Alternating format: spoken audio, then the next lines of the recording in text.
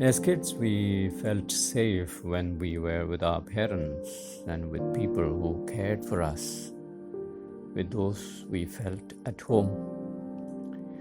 Being connected in physical spaces with others is an integral part of our existence. Get together, singing together, eating together, going to or watching movies together, going for walks together with friends. We feel comforted by the presence of people who we know care about us and for whom we care. One of the times I felt totally bored was in two very beautiful places in the world, Venice and Paris. Because I was alone, there was no one to talk to. Even beauty becomes boring when there is no one to enjoy it with us. Technology foolishly made us believe that we can expand our connections with people without limits, and an entire generation and more migrated to the virtually connected world, preferring to be in that world even while ignoring those who were next to them in the real world. So we could see couples in cafes and restaurants busy on the phone, children and parents sitting next to each other but immersed in conversations with people thousands of miles away, grandparents wondering at the studious seriousness of grandchildren who were seen to be very busy talking to God knows who, but have no time to sit and chat with them. Hard-working moms and dads available 24/7 on phone and on screen to unseen bosses in unseen corners of the world, but unavailable to their own kids within the same room. Teenagers and young adults began to assess their self-worth based on the numbers of online friends and followers and likes and smileys. The pandemic has brought a strange twist to our feeling of connectedness. Initially, it was as if nothing has changed because suddenly we had more time to connect and chat and share pictures with friends everywhere.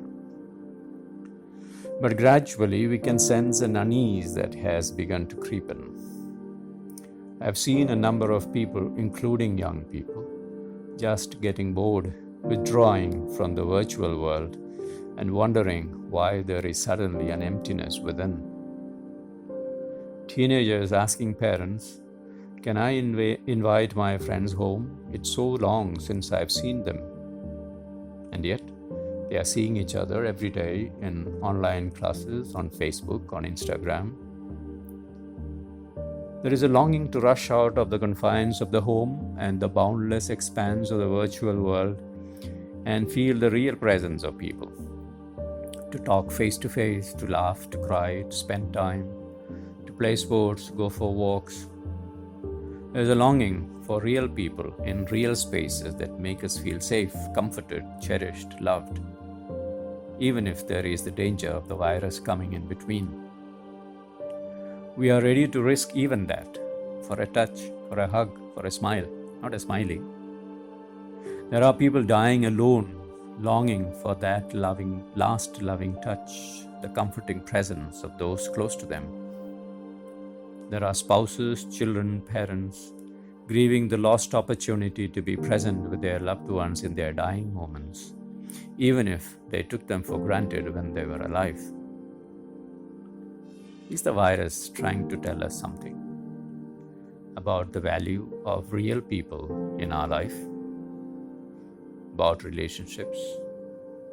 Is it an invitation to reconnect with people at home and around us, with the birds and the animals and the plants, which are more than icons and emojis on screens that we cannot remove by swiping a screen?